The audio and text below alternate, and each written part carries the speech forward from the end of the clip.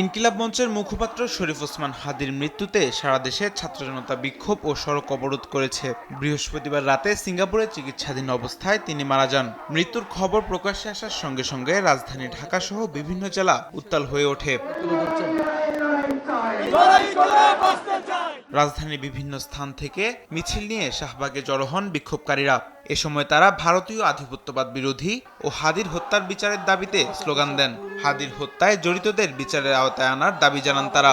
তাদের প্রত্যেকের ন্যায় বিচার বাংলার জমিনে আমরা কায়েম করেই ক্ষান্ত হব। হাদি ভাইয়ের অসমাপ্ত কাজ, অসমাপ্ত স্বপ্ন আমরা বাস্তবায়ন করব। বাংলাদেশে মুসলমান আমরা বারবার রক্ত দিয়ে আজকের এই অবস্থানে দাঁড়িয়েছি।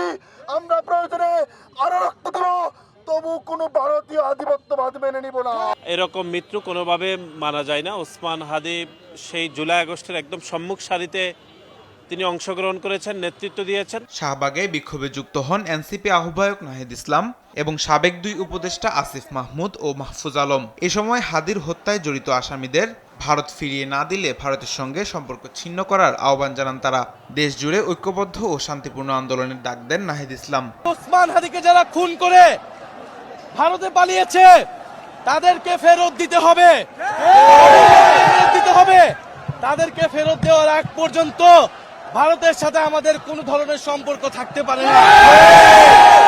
ভারতের সুযোগ ছিল, বারবার আমরা বলেছি এই দেশের জুলাইকে আপনারা স্বীকার করুন, এই দেশের পরিবর্তিত পরিস্থিতিকে স্বীকার করুন। এদিকে বিক্ষুব্ধ জনতার একটি অংশ রাজধানীতে প্রথম আলো ও ডেইলি স্টারের কার্যালয়ে ভাঙচুর ও আগুন দেয়। পরিস্থিতি নিয়ন্ত্রণে সেনা ও বিজিবি মোতায়েন করা হয় কারওয়ান বাজার এলাকায়। ভাঙচুর চালানো হয় ধানমন্ডি 32 ও ছায়ানটেও।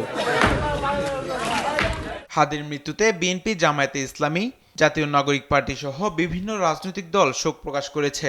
ওসমান হাদির হত্যাকারী ও নির্দেশদাতাকে শাস্তির আওতায় আনার দাবি জানিয়েছে দলগুলো।